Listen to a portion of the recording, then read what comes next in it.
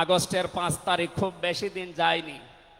এই কয়েকদিনের ব্যবধানে যদি এই অবস্থা সৃষ্টি হয়, এই জন্য আমার মনে হচ্ছে এদেশের অনেক মুনাফিকেরা বুঝে ফেলেছে বিষয়টা, এজন্য খুব তাড়াতাড়ি করছে যে থালা আমাদের হাতে দিন।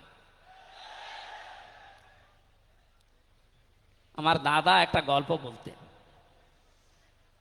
এক লোক বিবাহ করার পরে বাসর রাতে বউকে রেখে একটু বাইরে গেছে।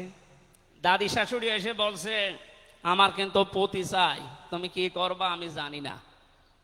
নতুন বউ ডাক দিয়ে বলছে, দাদি শাশুড়ি আমার একটু সময় দেন, আপনার পতি হবে, অসুবিধা নেই। শাশুড়ি এসে বলছে, বৌমা আমার কিন্তু নাতি চাই। ঠিক আছে, আমার সময় দেবেন তো। দেবর আর ননদ এসে বলছে, ভাবি আপনি কি করবেন আমরা জানি না, আমাদের কিন্তু ভাতিজা চাই। কিছুক্ষণ পরে স্বামী এসে বলছে, বউ তুমি কি করবা আমরা জানি না, আমার বেবি চাই। বউ মাথা উঁচু করে বলছে, তোমরা কি সব পাগলের বংশ? আমার এখনো কিছুই হয়নি, এরপরে 10 মাস 10 দিন সময় লাগবে, তারপরে কারো বেবি চাই, কারো ভাতিজা চাই, কারো নাতি চাই, সব হবে। আমারে তো সময় দেবেন নাকি? 15.5 বছরে যে জঞ্জাল তৈরি হয়ে আছে, 1-1.5 মাসে পরিষ্কার করা সম্ভব? আপনি কি মনে করেন? যারাই দায়িত্ব পেয়েছে ছাত্র জনতার হাত থেকে, দেশের মানুষের হাত থেকে, তাদেরকে তো একটু সময় দেবেন নাকি? কুষ্টিয়াতে বাংলাদেশ জামাতে ইসলামের শ্রদ্ধাভাজন আমির উনি সাংবাদিকদের জানিয়েছেন, আমরা সম্মানজনক এবং যুক্তিপূর্ণ সময় তাদেরকে দিতে চাই, যেন দিনের ভোট আর রাতে না হয়। কথা বলেন না কেন? সুতরাং সম্মানজনক সময় নিয়ে তারা ঠিক ব্যবস্থা করবে।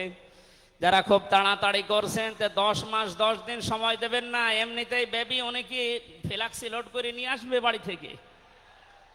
সুতরাং আমরা চাচ্ছি, সংস্কার যখন আরম্ভ হয়েছে দেশে, 1628টা চেয়ার আছে এই দেশের মেন চেয়ার, এই চেয়ার না, যিনি পালিয়েছে তার চেয়ার থেকে শুরু করে এদেশের ওসি সাহেবের চেয়ার পর্যন্ত আপনি গণনা করবেন, 1628টা চেয়ার হয়। আমরা চাই খুব তাড়াতাড়ি যারা দায়িত্বে আছেন এই 1628টা চেয়ার যেন খুব তাড়াতাড়ি পরিবর্তন করা হয়, কারণ এগুলো সব ওই জালেমদের দোষ। এগুলো পাল্টিয়ে বৈষম্যের শিকার হয়ে 15.5 বছর যারা ওএসডি হয়েছিলেন, যারা নিজেদের চেয়ার পর্যন্ত পৌঁছাতে পারে নাই, আমরা চাই তাদেরকে এই সমস্ত জায়গাগুলোতে দেওয়া হোক। জালেমদেরকে আল্লাহ হেদায়েত দেয় না, তার বাস্তব প্রমাণ কালকের একটা কল রেকর্ড। একজনের জন্মদিন নাকি গোপালগঞ্জে পালন করতে দেয়নি এক ওসি সাহেব, এজন্য বাইরের দেশ থেকে তাকে হুমকি দিচ্ছে যে তার নাম লিস্ট করে রাখো, আমি যদি কোনোদিন আসি তার খবর কর। আমি কথাটা শোনার পরে মিলালাম, আল্লাহু লা ইয়াহদিল কওমাজ জালিমিন। আল্লাহ যে ইহদি দিয়েছেন মোজারে, বর্তমান ভবিষ্যৎ, প্রেজেন্ট ফিউচার, আল্লাহ তাআলা জানিয়েছেন যে আমি জালেমদেরকে হেদায়েত দিচ্ছি না, দেবও না। কালকের কল রেকর্ড শোনার পরে আমার মনে হচ্ছে ওনার কপালে হেদায়েত নেই এবং আল্লাহ দেবেও না।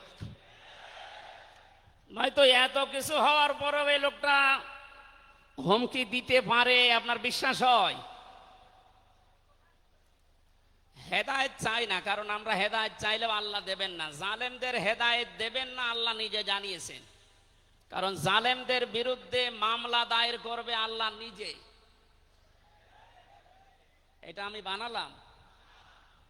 সূরা শুরা 25 নম্বর পারা 6 নম্বর পৃষ্ঠার 13 নম্বর লাইনের 42 নম্বর আয়াতে আছে, ইন্নামাস সাবিলু আলাল্লাযিনা ইয়াযলিমুনান নাস, ইলা আখিরি আয়া।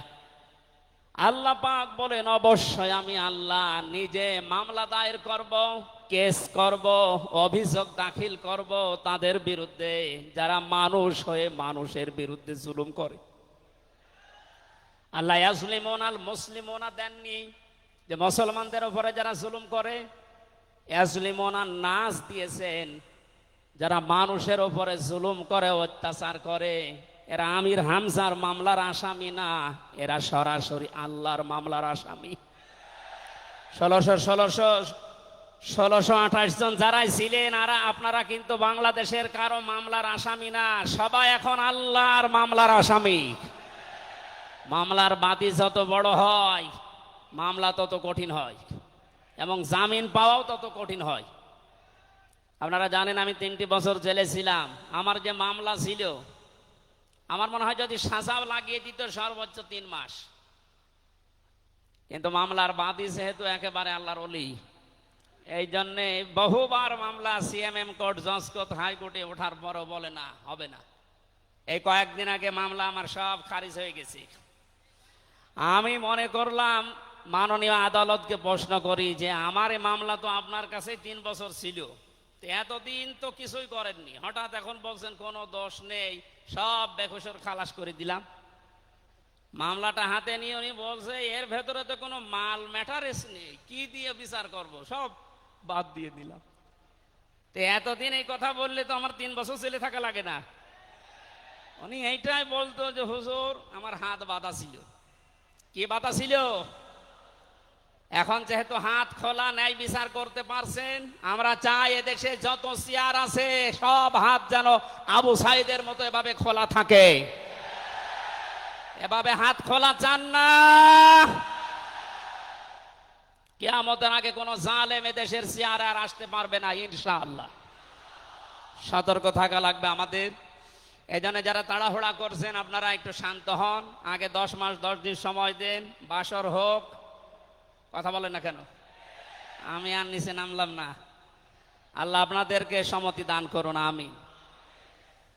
দরুদ আর সালাম পড়ছি আমাদের নবী মুহাম্মদুর রাসূলুল্লাহ সাল্লাল্লাহু আলাইহি ওয়াসাল্লামের প্রতি।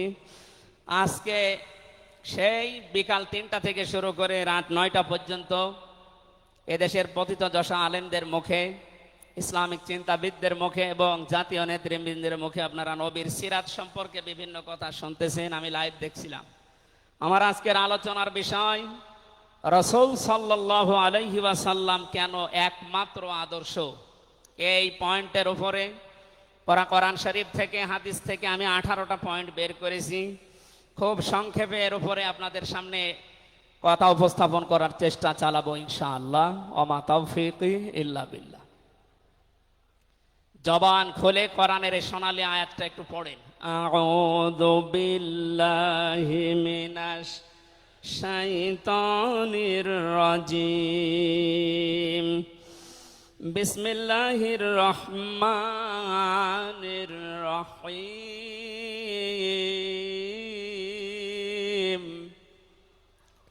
লাকাদ কানা লাকুম ফি রাসূলিল্লাহি উসওয়াতুন হাসানাহ। সাদাকতা ইয়া রাব্বানা।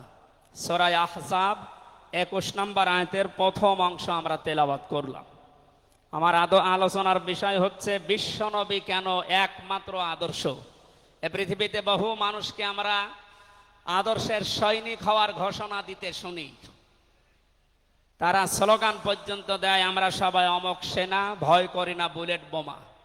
আজকের আলোচনার পরে এটা ক্লিয়ার হবে, বিশ্বনবী বাদ দিয়ে অন্য কারো আদর্শের সেনার ঘোষণা যদি কেউ দেয়, এ মারা গেলে নবীর সুপারিশ থেকে বঞ্চিত ও চির জাহান্নামী। আমরা যেহেতু মানুষ এবং আমরা মুসলিম, আমরা জাহান্নামে যেতে চাই না। এই ছোট্ট ভুলের কারণে এই ভুলটা আজকে শুধরিয়ে নেব ইনশাআল্লাহ। সূরা আহজাব কোন সূরা বলেন তো? এটা ক্লাস চলছে, ছাত্রের মতো জবাব দেবে। আহজাব শব্দের শাব্দিক অর্থ দল সমূহ। এর এক বচনে হচ্ছে হিজবুন। হিজবুন মানে দল। পৃথিবীতে দল আছে 2টা। প্রশ্ন আসতে পারে বাংলাদেশে প্রায় 73টার উপরে দল, আর দল 2টা মানে? হ্যাঁ, দল একটা হচ্ছে আল্লাহর দল, একটা হচ্ছে শয়তানের দল। আমরা সামনে বিস্তারিত ওই 2টা দলের উপরে কথা বলবো ইনশাআল্লাহ। দল করা লাগবে এই ঘোষণা আমির হামজার না আল্লাহর? এই শব্দটা শুনলে অনেকে মানধাত আমলের দিকে নিয়ে যায়। আপনি আলেম মানুষ, হুজুর মানুষ, ইমাম সাহেব মানুষ, আপনি দল দাঁড়িয়ে এগুলো করবেন কেন? কোরআনে কারিমের যদি কেউ একটা আয়াত অবিশ্বাস করে আর ঈমান থাকার কথা। আল্লাহ পাক বলেন ওয়ালতাকুম মিনকুম উম্মাতুন, তোমাদের ভেতরে অবশ্যই একটা দল থাকতেই হবে। তাহলে দল এই শব্দটা কোরআনে আছে না নেই? দল এই বাংলায় নেই, কিন্তু উম্মাতুন এই শব্দ তো আছে। আমি সেই দিন গাইবান্ধায় ওই দিন আলোচনা করার পরে একজন মুসলিম হয়েছিল, জিজ্ঞাসা করলাম। পরবর্তীতে ওই দিন আলোচনার বিষয় ছিল ভোট।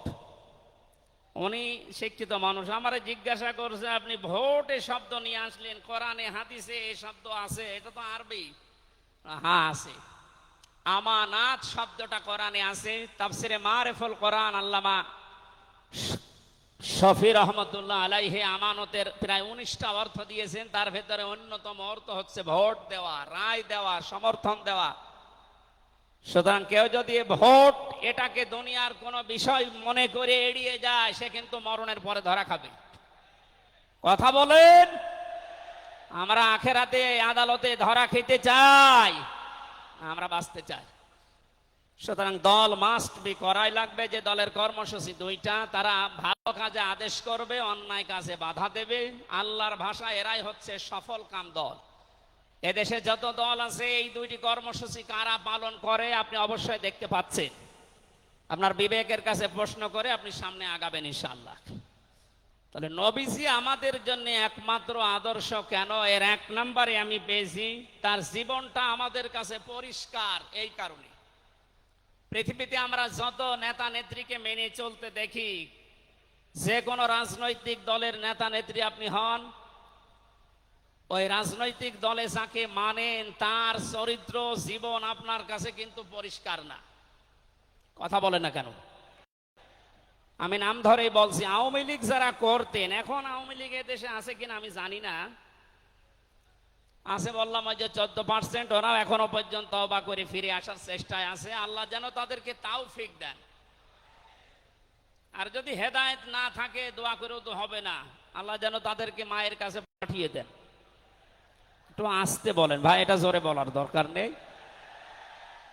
জীবনী পরিষ্কার হওয়ার কথা বলছিলাম। যারা করতেন আওয়ামী লীগ, বলেন তো আপনার বিবেকের কাছে, শেখ হাসিনা জীবনে কোনোদিন একটা মিথ্যা কথা বলেনি, এ গ্যারান্টি আপনি দিতে পারবেন? না না, এ কথা বলা ভুল হয়ে গেল। ওনার সারা জীবনে কোনো সত্য কথা আছে কিনা আমার সন্দেহ। আমার এই 33 বছর বয়সে তো আমি কোনো সত্য কথা ওনার কাছ থেকে শুনলাম না। কথা বললেই মিথ্যা কথা বল। ওইটা নয়, বাদ দিলাম। আমি আর একজনের ধরি, বিএনপি যারা করেন, খালেদা জিয়া জীবনে একটা মিথ্যা কথা বলেনি, এ কথা আপনি গ্যারান্টি দিতে পারবেন? জামাত ইসলাম যারা করে তারা এ কথার গ্যারান্টি দিতে পারবেন যে মরহুম শহীদ মতিউর রহমান নিজামী জীবনে মিথ্যা কথা বলেনি? বলেন না। চরমনাই পীরের মুরিদ যারা, তারা কি গ্যারান্টি দিতে পারে সৈয়দ রেজাউল করিম জীবনেও মিথ্যা কথা বলেনি?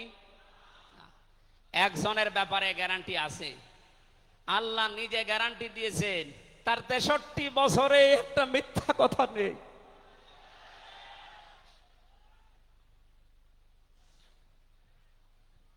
এই জন্য বিশ্বনবী আমাদের একমাত্র আদর্শ হওয়ার কারণ এই যে জীবনে 63 বছরে একটাও মিথ্যা কথা বলেননি। জোরে বলেন আল্লাহু আকবার।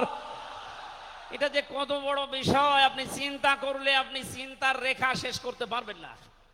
আমাদের দিনের ভেতরে 24 ঘন্টায় কত মিথ্যা আসে, আর তার পুরা 63 বছরের জীবনে একটা মিথ্যা কথা তিনি বলেননি। 2 নম্বরে পেয়েছি আমি, তিনি উন্নত চরিত্রের অধিকারী ছিলেন। এমন চরিত্র আল্লাহ তাকে দিয়েছিলেন। আমি 3 জন নবীর নাম পেয়েছি, আল্লাহর নামের সাথে তাদের নাম আল্লাহ মিলিয়ে দিয়েছেন। হযরত ইসমাঈল আলাইহিস সালামকে আল্লাহ ডাক দিয়েছিলেন গোলামিন হালিম, আমার সহনশীল বান্দা। হযরত ইসহাক নবীকে আল্লাহ বলেছিলেন গোলামিন আলিম, আমার জ্ঞানী বান্দা। আর মুহাম্মদুর রাসূলুল্লাহকে আল্লাহ ডাক দিয়েছেন ওয়া ইন্নাকা লাআলা খুলুকিন আযীম। জোরে বলেন আল্লাহু আকবার। বৃষ্টি হচ্ছে না বাইরে? এখানে ওঠাউঠি করেন কেন? বসেন বসেন।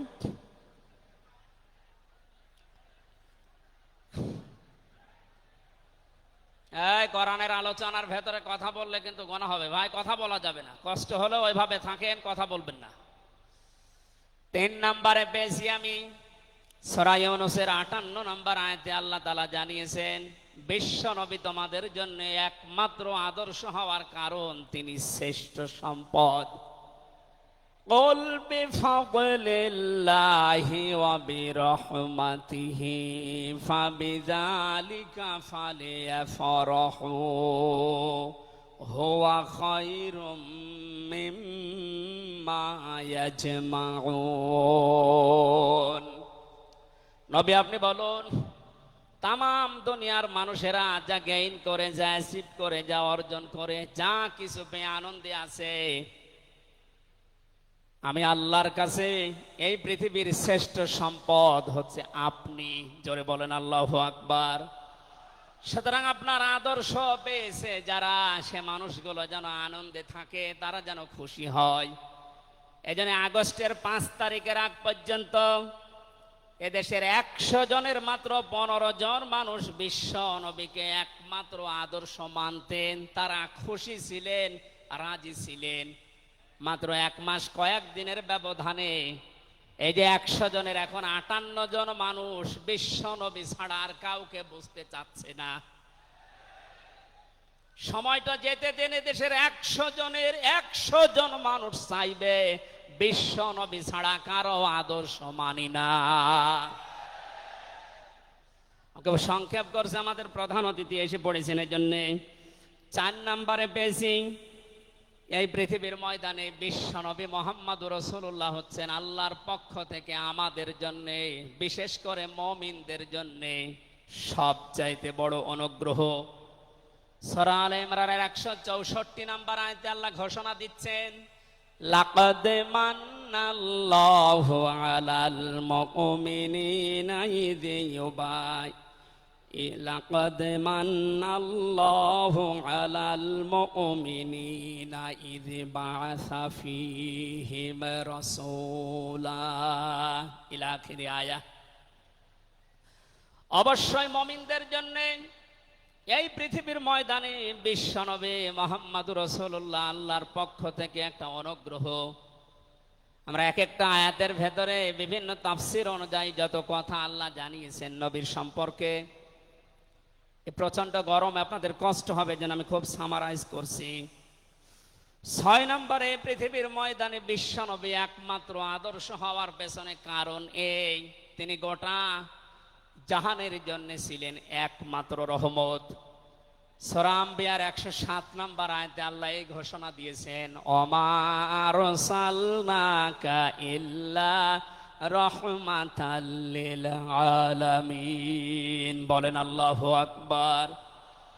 আল্লাহ আলম বলেন না যে শুধু পৃথিবীর জন্য, আলামিন যত জগৎ আল্লাহ বাজিয়েছেন আর যত জগতে আল্লাহর যত সৃষ্টি আছে, এতানাজ্জালুল আমরু বাইনাহুন্না, প্রতিটি জগতে ওই সৃষ্টি অনুযায়ী আল্লাহর বিধিবিধান নাজিল হচ্ছে। যেখানেই যেই সৃষ্টি আছে প্রত্যেকটা সৃষ্টির জন্য মুহাম্মদুর রাসূলুল্লাহ হচ্ছেন আল্লাহর পক্ষ থেকে রহমত। বলেন সুবহানাল্লাহ। সেই রহমতকে হযরতে হালিমাতুস সাদিয়া চিনেছিলেন। কোলে নেওয়া থেকে শুরু করে বাড়ি পর্যন্ত যেখানে নিয়ে গেছেন, সিরাত ইবনে হিশাম বলছে সব জায়গায় হালিমাতুস সাদিয়া বিশ্ব নবীর মাধ্যমে আল্লাহর রহমত পেয়েছিলেন।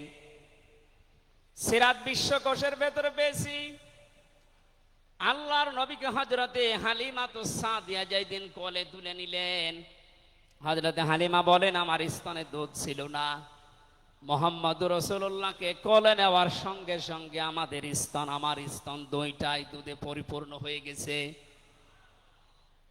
আমি ডান স্তন তাকে দিলাম, তিনি পান করলেন। বাম স্তন তাকে দিয়েছি, সঙ্গে সঙ্গে তিনি মুখ বের করে নিলেন। হযরতে হালিমা বলেন আমি একবার, দুইবার, 3 বার মুহাম্মদুর রাসূলুল্লাহর মুখে আমার স্তন দিয়েছিলাম। 3 বারই মুহাম্মদ সাল্লাল্লাহু আলাইহি সাল্লাম স্তন থেকে মুখ বের করে নিয়েছেন। চোখের ইশারা দিয়ে যেন আমাকে বসাতে চাই। মা হালিমা, জোর করেন কেন? ডান স্তন এটা আমার অধিকার ছিল, আমি পান করেছি। বাম স্তন এটা আমার অধিকার না। আমি জানি আপনার একটা সন্তান আছে, তার নাম আব্দুল্লাহ, এটা আমার দোদ ভাই আব্দুল্লাহর অধিকার। ও মা হালিমা, পৃথিবীতে আমি ভাইয়ের হক নষ্ট করার জন্য আসি না, এসেছি ভাইয়ের হক ফিরিয়ে দেওয়ার জন্যে।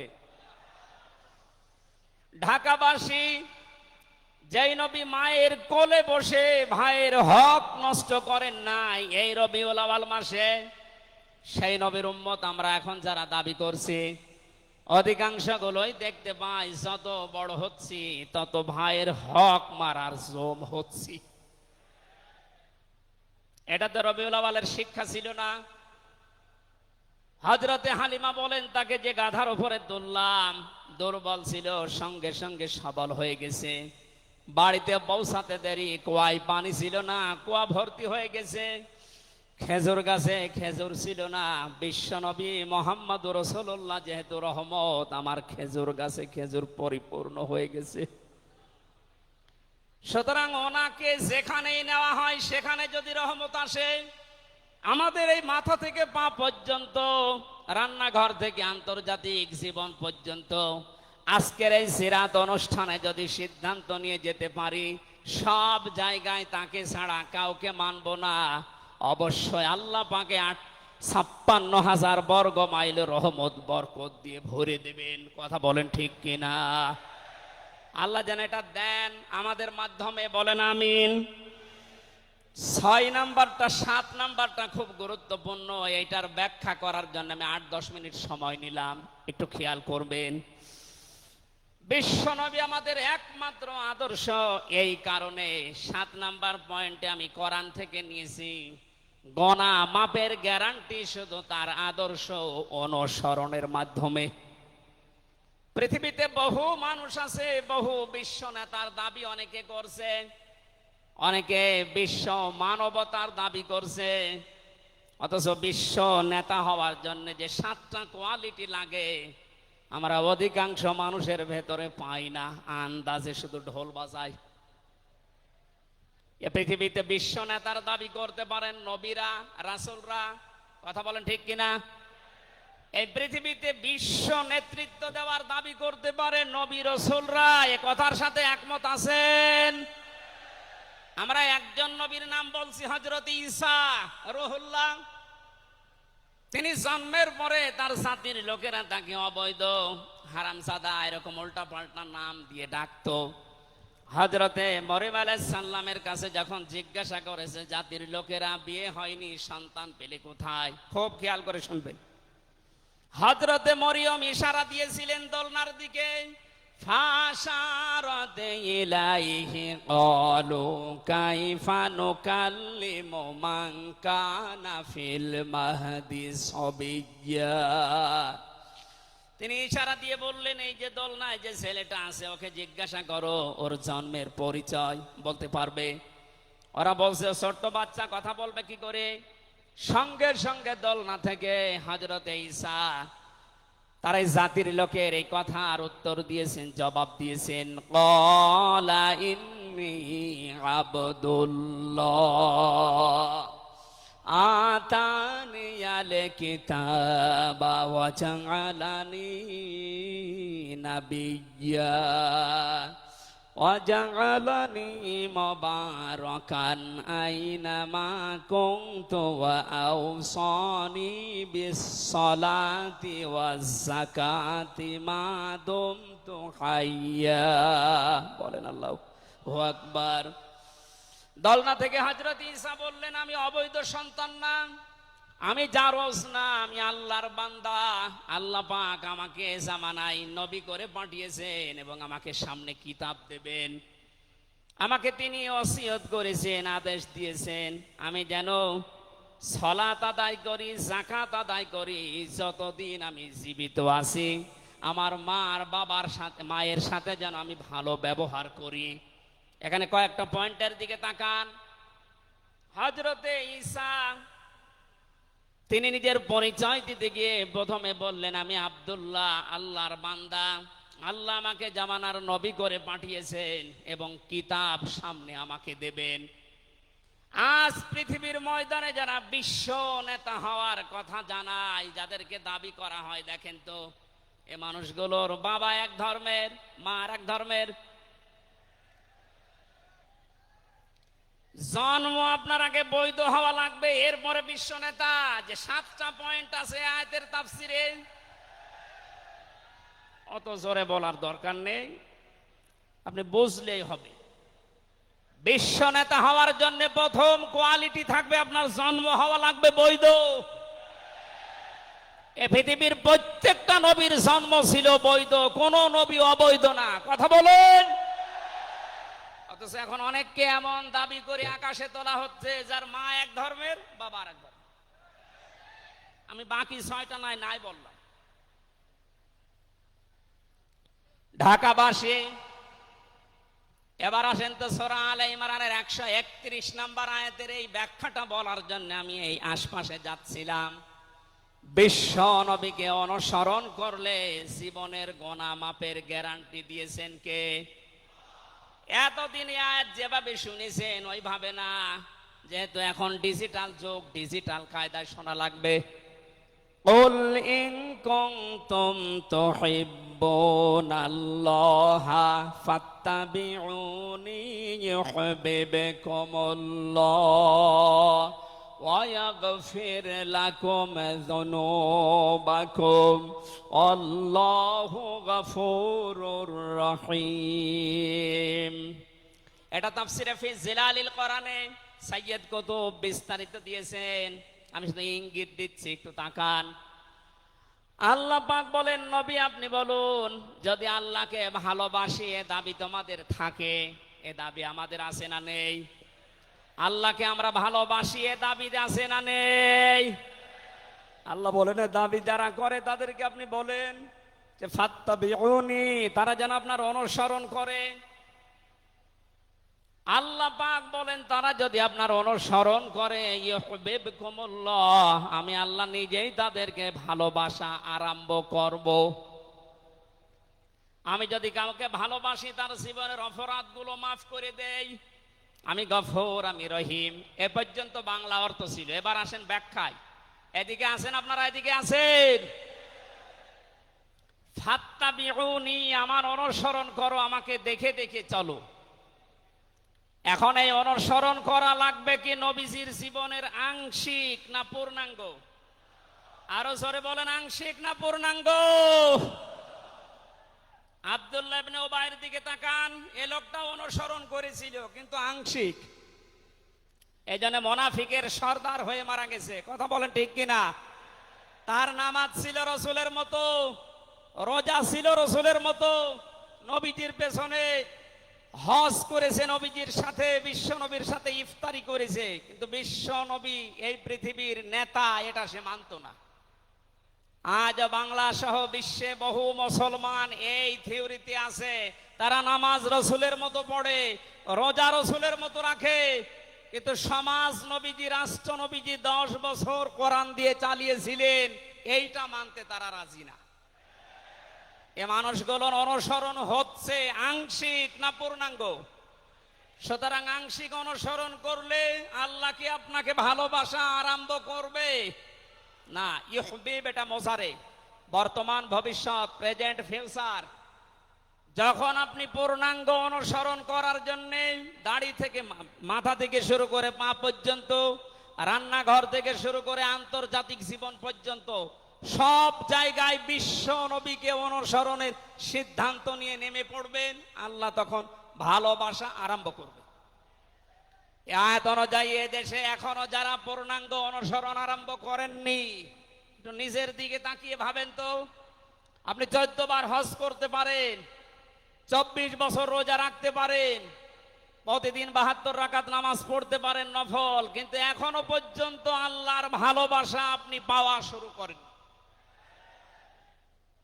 এ কথা বুঝে এসেছে? সুতরাং আমাদের অনুসরণ হবে কি আংশিক না পূর্ণাঙ্গ? আরো জোরে বলেন। নবীজির মতো নামাজ পড়া যেমন, বিশ্ব নবীর মতো রাষ্ট্র চালাতেও হবে ওই রকম।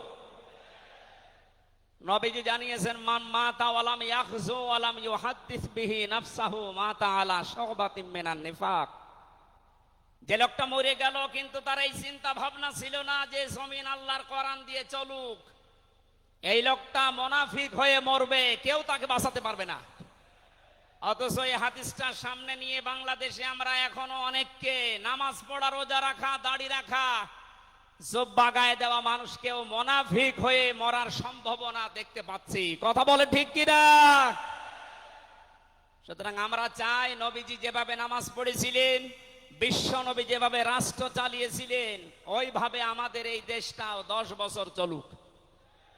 আমিরে জামাত ডাক্তার শফিকুর রহমান কয়েকদিন আগে ঘোষণা দিয়েছেন 15 বছর লাগবে না, মাত্র 10টা বছর আমাদের হাতে দেন, আমরা গ্যারান্টি দিতে পারি এ দেশের মানুষকে। 9টা পয়েন্ট ওখানে উনি দিয়েছেন, সবগুলোর বাস্তবায়ন করে এই 16 কোটি মানুষকে উনি দেখাবেন। এটাকে আজ অনেকে রাজনীতি মনে করে উল্টাপাল্টা দিকে নিয়ে যাচ্ছেন। আমার বিশ্ববিদ্যালয়ে থাকাকালীন এক দুষ্টু বন্ধু ছিল,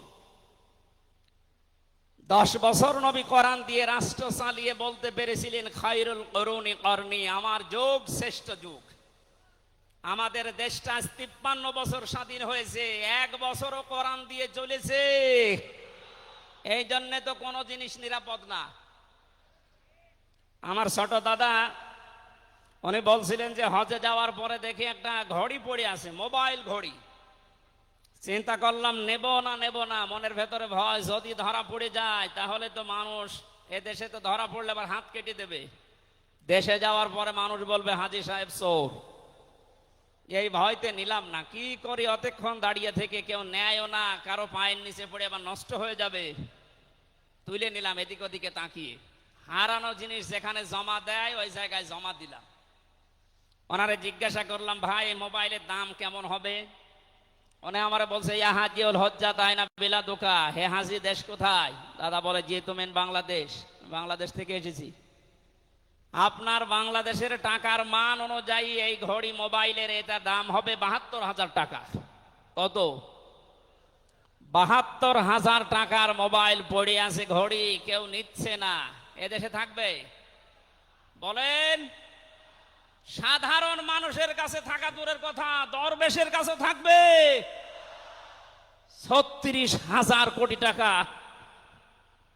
আমার মনে হয় আমার 33 বছরের জীবনে গণনা করেও শেষ করতে পারবো না।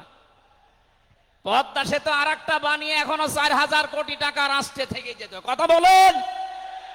দরবেশ যদি এই করে, যেগুলো ধরবেশ ওগুলোর চরিত্র কি বলেন? এই জন্য এই বন্ধুটা আমারে বলছিল, আমি রামজা, আমি কুষ্টিয়া থেকে যাচ্ছিলাম ঢাকাতে, একটা নর্মাল কোচে চড়ে হঠাৎ আমার পেটে গন্ডগোল। সিরাজগঞ্জ রোড পার হওয়ার পর ড্রাইভারকে বললাম যে ভাই একটু দাঁড়ান, আমি নেমে যাব, আমার পেটে গন্ডগোল। ড্রাইভার বলছে গাড়ি থামবে না, একেবারে জায়গা মতো থামবে। আপনার যদি বেশি অসুবিধা হয় তো পেছনে সিট খালি আসে, বসে বসে আল্লাহ আল্লাহ করেন।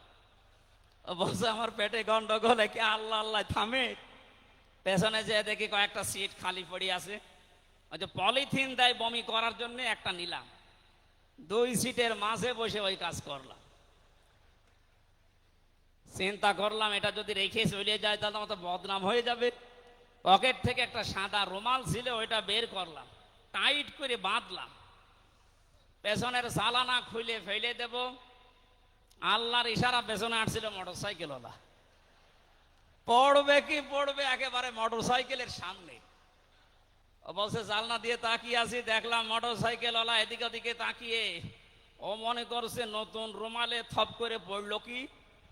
এ রুমাল যখন নতুন, ভেতরের জিনিসও মনে হয় নতুনই হবে। ও বলে তুলে নিল, ও বাড়ি যেয়ে টের পাবে যে কোন নতুন জিনিস।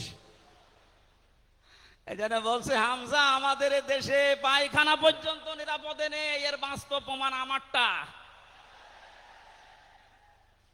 অথচ আমিরে জামাত গ্যারান্টি দিয়েছেন চুরি থাকবে না, শুধু পায়খানা না, 36,000 কোটি না, 36 পয়সাও চুরি হবে না।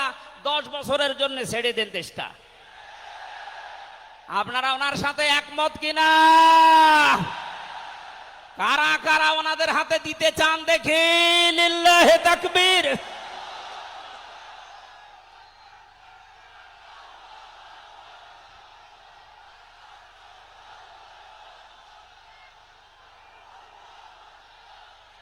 আলহামদুলিল্লাহ ভাই,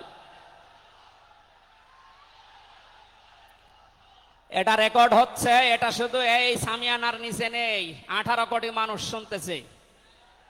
যারা এই ময়দানের থেকে হাত তোলা দেখে তারাও হাত তুলেছে। আমরা চাই এই হাত যেন আল্লাহর জন্য আপনারা তোলেন, মানুষকে দেখানোর জন্য না। সুতরাং আমরা যদি বিশ্ব নবী মোহাম্মদুর রাসূলুল্লাহর অনুসরণ আংশিক করি, আল্লাহর ভালোবাসা পাওয়া এখনো আমরা আরম্ভ করিনি। এই হিসাবে দেশের অনেক পীর, অনেক ইমাম, অনেক খতিব, অনেক আলেম, অনেক জনতা এখনো আল্লাহর ভালোবাসা পাওয়া আরম্ভ করেনি। গোনা মাফ, জান্নাত তো দূরের কথা। কারণ আল্লাহর ভালোবাসা যে পাওয়া আরম্ভ করবে, তার জীবনের গোনাগুলো আল্লাহ মাফ করবে, তাকে জান্নাতে দেবে। সুতরাং রাসূলুল্লাহ আমাদের একমাত্র আদর্শ হওয়ার কারণেই তাকে অনুসরণ করলে এ গ্যারান্টি পাওয়া যায় যে জীবনের গোনা আল্লাহ মাফ করে দেন। জোরে বলেন সুবহানাল্লাহ।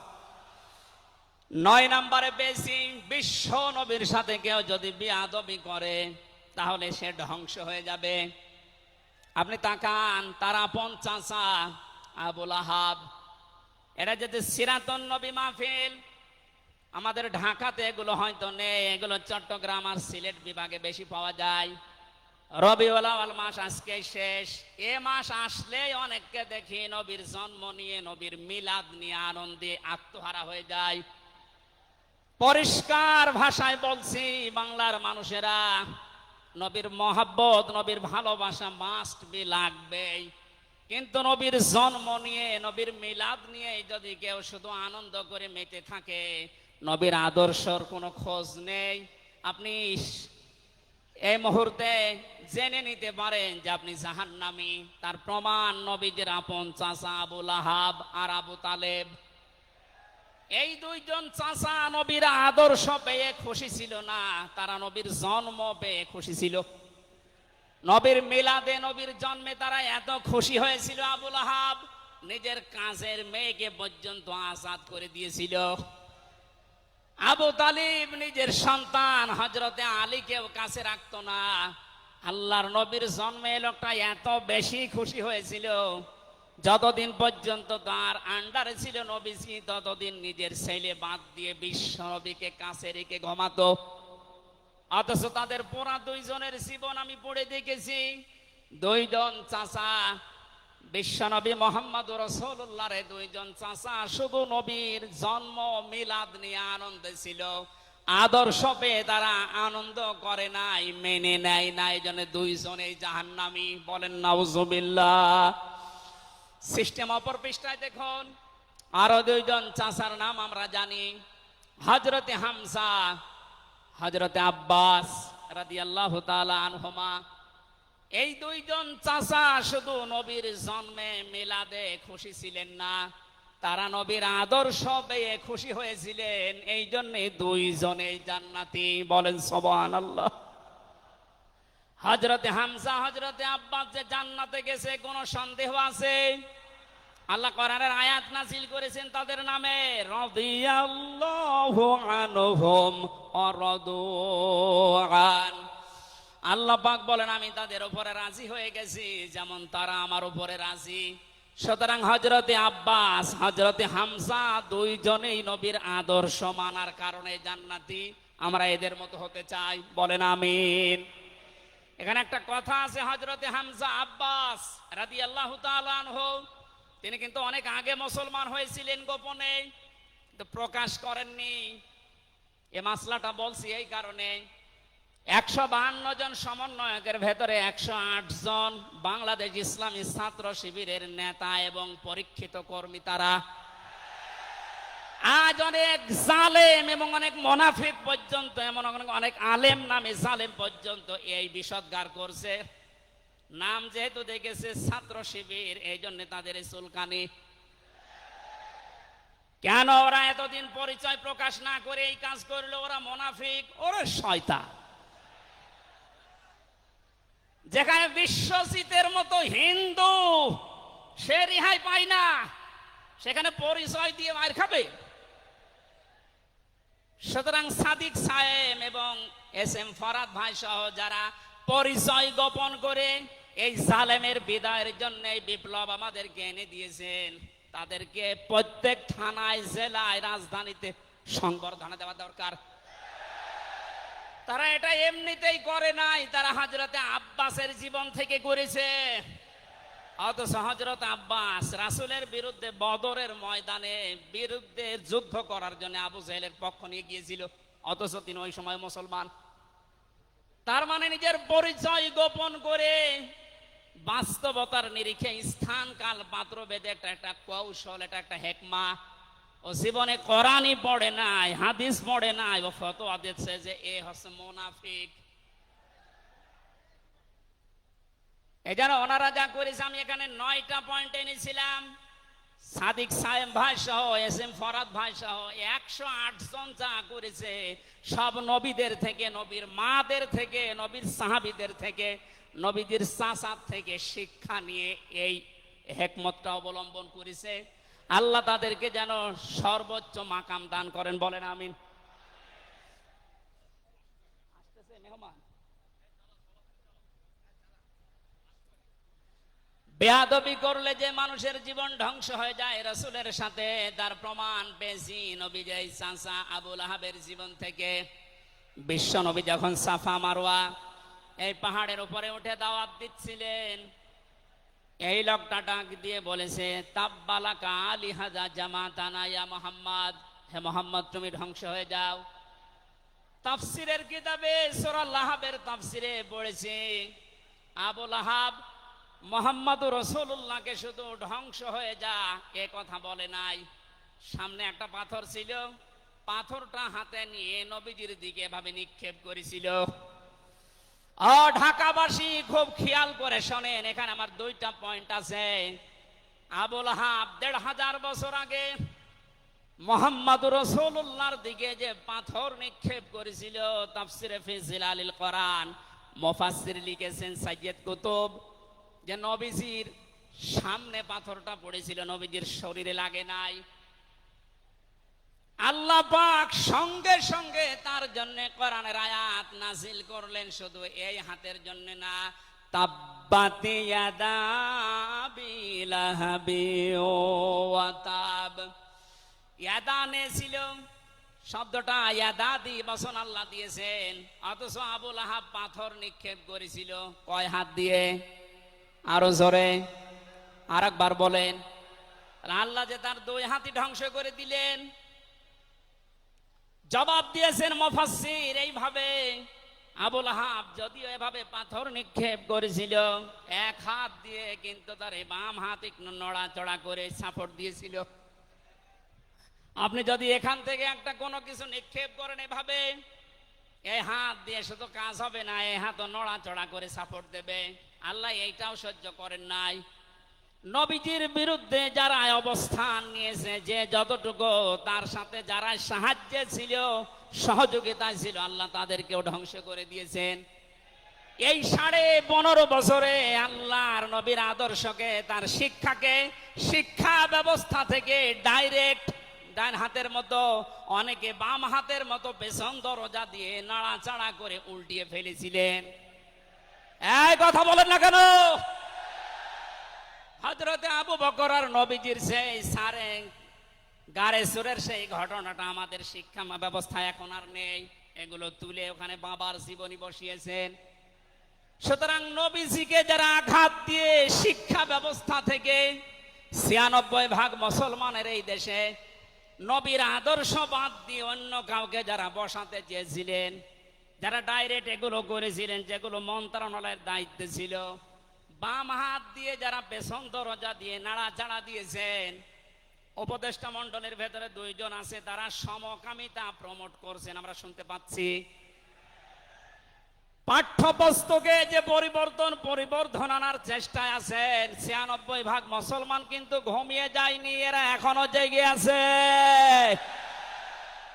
আমিরে জামাত কুষ্টিয়ায় সেদিন ঘোষণা দিয়েছে, দেশের মুসলমানেরা এখন আর 5 তারিখের আগের মতো ঘুমিয়ে নেই, সব সজাগ আছি আমরা।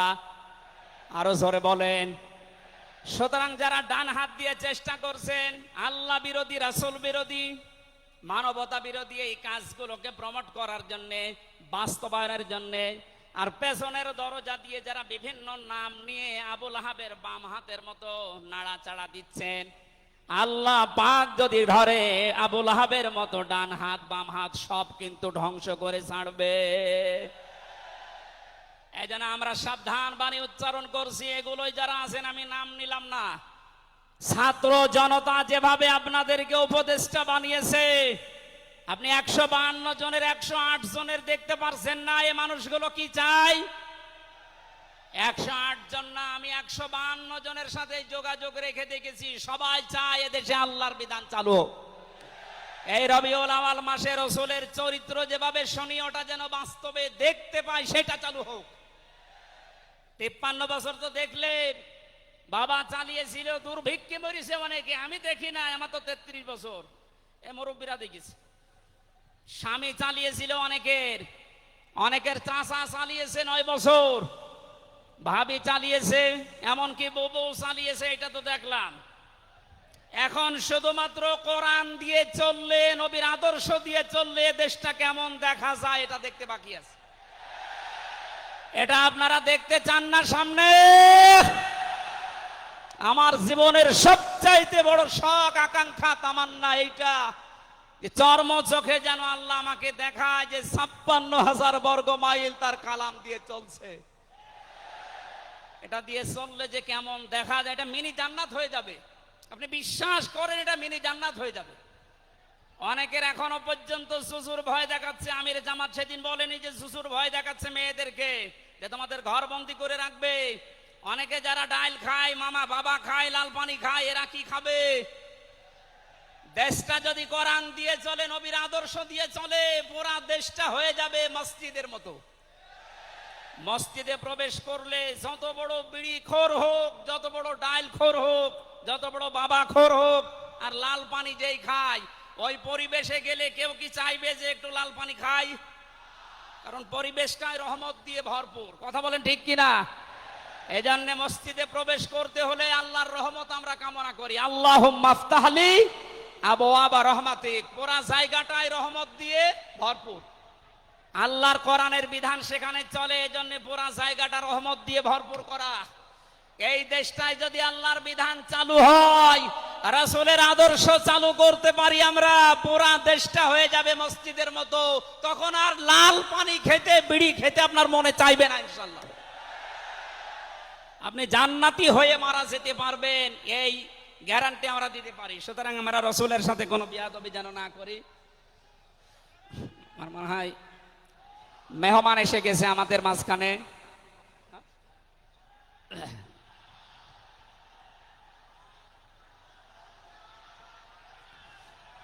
লিল্লাহি তাকবীর।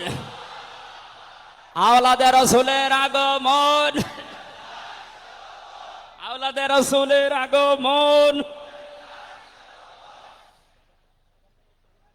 আমাদের মাহফিলের প্রধান অতিথি আওলাদে রাসূল আল্লামা আনোয়ার হোসাইন তাহের আল জাবেরি আল মাদানী মাদ্দাজিল্লাহুল আলী আমাদের মাঝে এসে গেছেন। আমরা যে প্রচন্ড গরমে আপনারা কষ্ট পাচ্ছেন, এবং উনি যেহেতু এসে গেছে, এখন আর কথা বলা মনে হয় ঠিক হবে না। আমি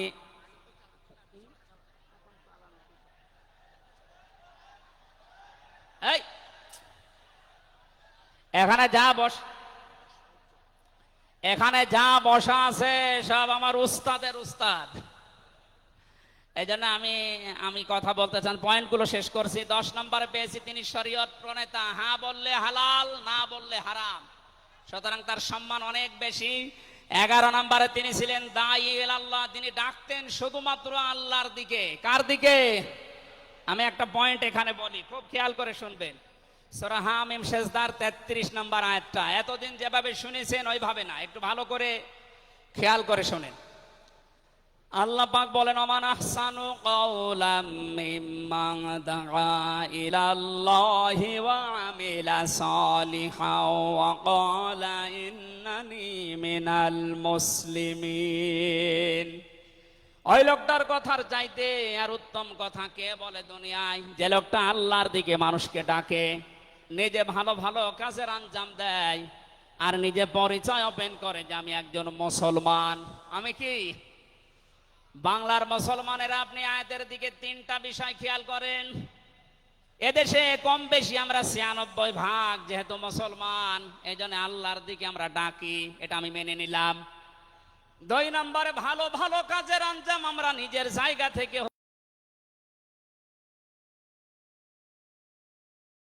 ওয়াকালা ইন্নানি মিনাল মুসলিমিন, আমি মুসলমান, এই ঘোষণা দেওয়ার মতো পরিবেশ এই দেশে এখনো আসে নাই। কথা বলেন। এখন এমন জায়গা অনেক আছে যেখানে আমি মুসলমান এ কথা বলা এখনো সম্ভব না। সুতরাং আয়াতের ৩ নাম্বার, এটা যদি বাস্তব এই চর্মচোখে দেখতে চান যে আমি মুসলমান, এই পরিচয় দিয়ে আমি এই পৃথিবীতে টিকে থাকতে চাই, তাহলে এই দেশটা কোরআনের হাতে দেওয়া লাগবে, মাস্ট বি। কথা বলেন ঠিক কিনা?